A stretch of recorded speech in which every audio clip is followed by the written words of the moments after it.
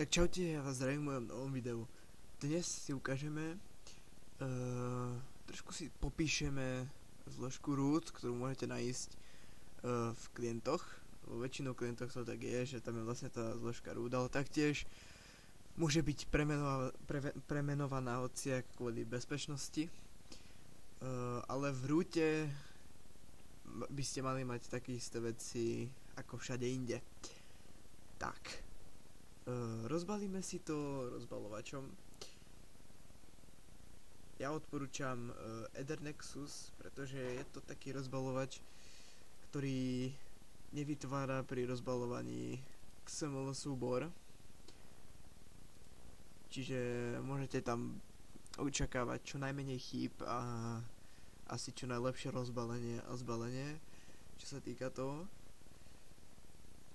Tak, my sa pustíme do rozbalenia teda. Takže zapneme si Ethernexus.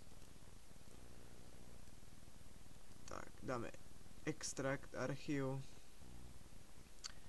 root. Tak, teraz sa nám to pekne rozbalí.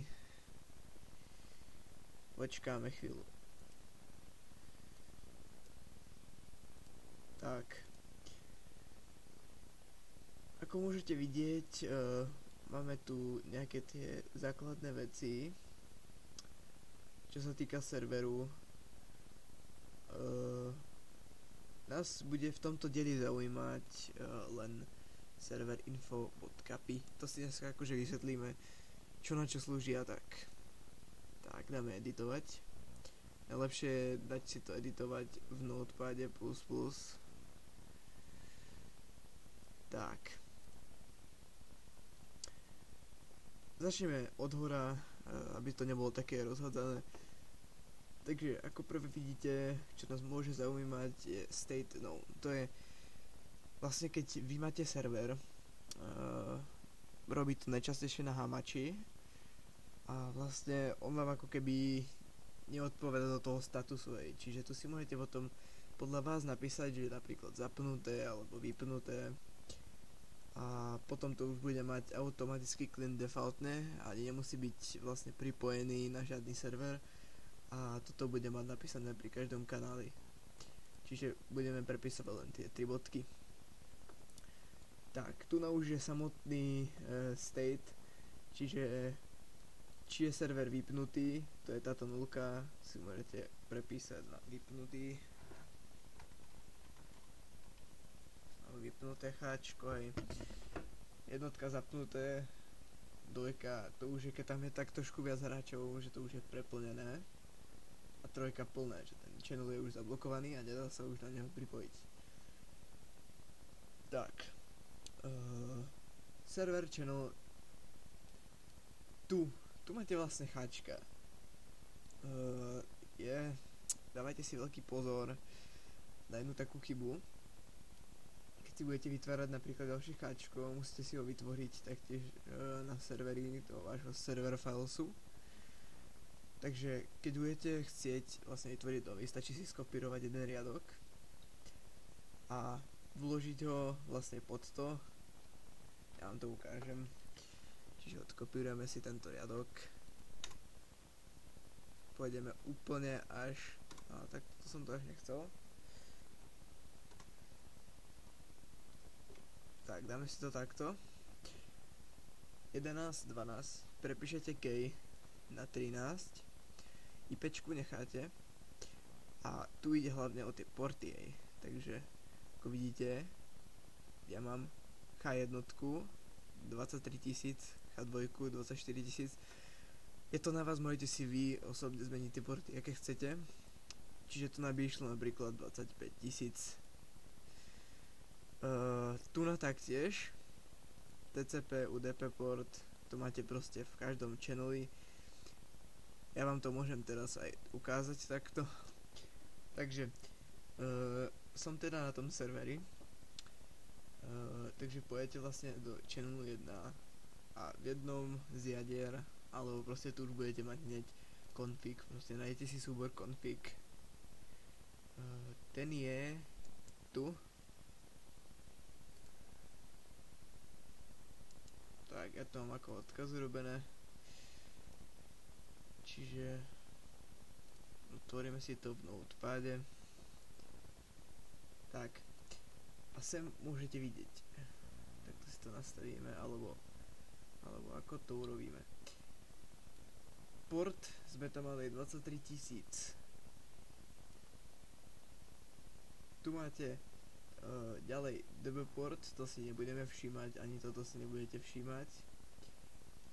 Proste budete si všímať len tento port, to je taký ten hlavný port. A ak by sme si teda zapli ten server info naspäť, že sa nám vypol kód 1.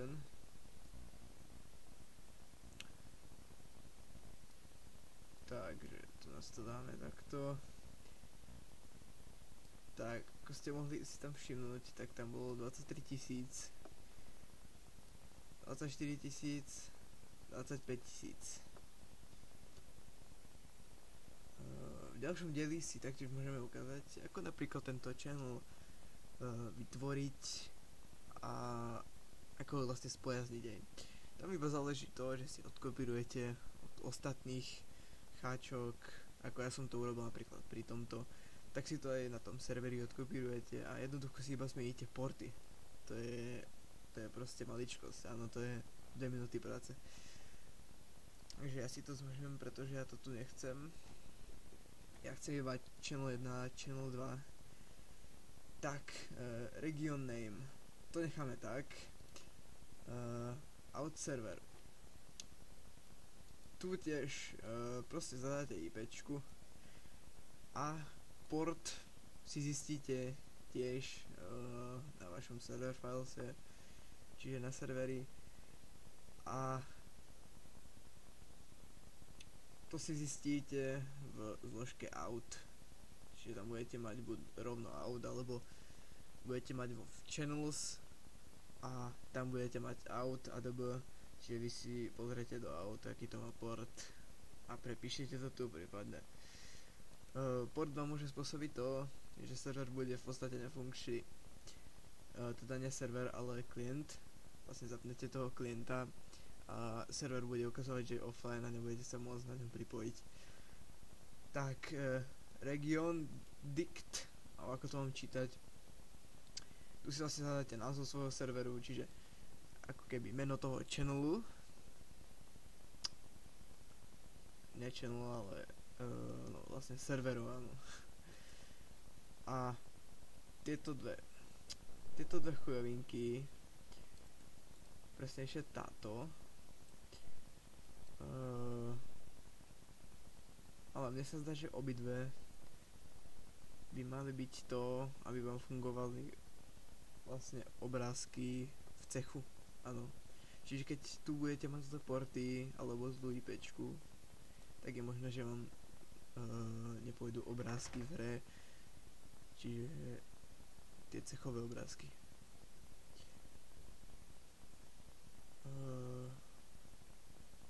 Samozrejme, ak budete mať zlú IPčku tohto alebo zlý port, tak vám klient aj tak pobeží bez problémov. Takže to už je také, ako chcete vy. Tak, to by bolo asi k tomuto dielu všetko. V ďalšom dieli si tiež ukážeme ohľadom toho klientu možno niečo, alebo metinu. Vy ste boli takí informovaní. Tak, ja som rád, že som vám mohol pomôcť. Budem rád za každý like či odber. Tak a vidíme sa u ďalšieho videa. Tak, čaute.